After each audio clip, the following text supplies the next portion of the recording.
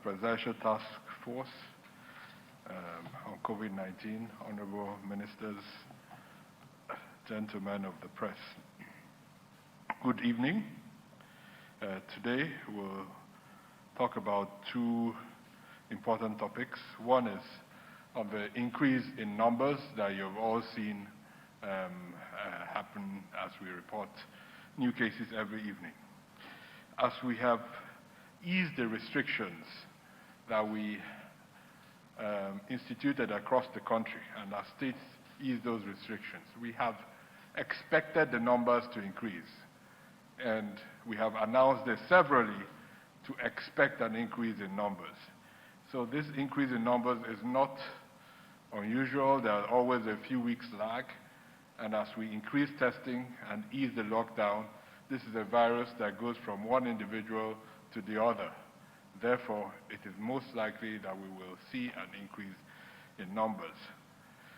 Whether that increase continues or not depends on our collective action, like we've always said. And sometimes these numbers are necessary to remind us of that reality. While the numbers of death as a proportion might appear small, these are all people that many of us have gotten to know, and every day you get to hear about one other friend or relative that unfortunately has passed away. So these numbers are important. We see a lot of suspicion around the numbers. We sometimes wonder, the people saying that, are they not watching what is happening across the world? Are we all collectively with India, Brazil, the US, the UK? Is there some form of global collaboration to deceive Nigerians? It's not the case. This is the reality of what we face, and we have to come together to address this, continue to address it as we have been. The other topic that has been receiving global attention is something called contact tracing. This is an activity carried out by public health workers at the state level in every state in Nigeria, but really carried out across the world. It's one of the key strategies in the control of any infectious disease. Now, when the chains of transmission are easier to define, such as an Ebola outbreak, where everybody that gets the infection ultimately becomes ill, that activity is a lot more defined, narrow, and specific. In a disease like COVID-19, where 80% of the people are asymptomatic, sometimes it's difficult to say exactly from whom or at what time you got this virus. And this is a very difficult process if contact tracing has been carried out on you, because you then wonder, where did you get it? Who did you touch? Where did you touch? From who might you have gotten this virus? It's also difficult for the people doing this. For 4 months now, people leave their homes every morning, going out to do contact tracing, with no end in sight, with new numbers increasing every day. So really the task for the public health workforce, they have their task really cut out for them as they do this. Across the world, there are consultations on how we can do this better. Can apps help? Can technology help? Can social sciences help? Can our ability to interact with people better, our ability to speak the language that people speak, to communicate with them more effectively, to ask them questions?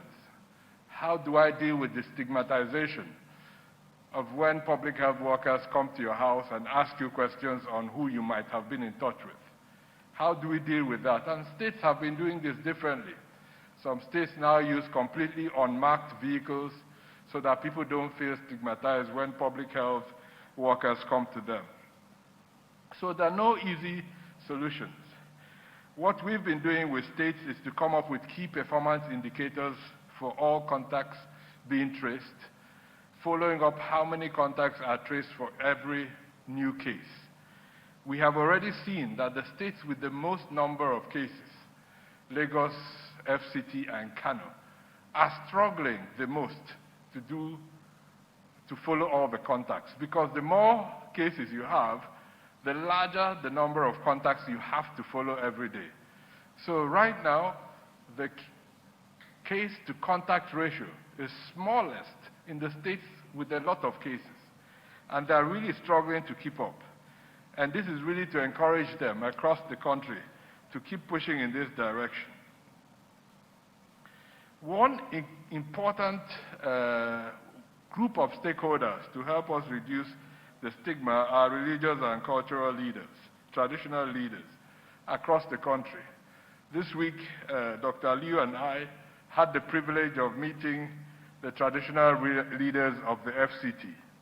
They all came in their mass, ready to take on the responsibility of communicating to their people the challenges that we are facing and how we will collectively respond to this. This is really what we're encouraging every state across the country to bring in a diverse set of voices to preach, to confirm to people the challenges that we face, that these are real, nobody is making them up, there are people behind those numbers, and we need to come together to do what we have to do to reduce transmission. So on that note, over the next few weeks, we will be working very hard to improve contact tracing across the country, both with technology, with sociology, using the leaders, all the leaders that we have in our society. And on that note, I wish you a happy Democracy Day tomorrow. Let's work hard to protect the democracy we fought so hard to get. Thank you very much.